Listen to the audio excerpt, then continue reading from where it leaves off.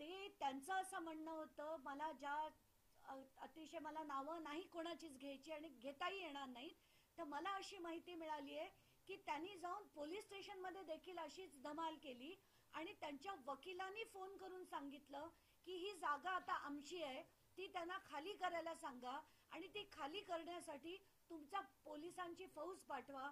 हे जे सगळं होतं अतिशय शॉकिंग आहे.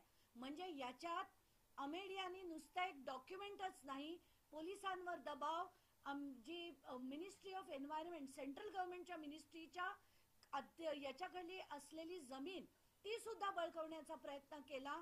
याच्यावरनं त्याची गंभीरता कळते की कुठलाही हा साधा व्यवहार नाहीये.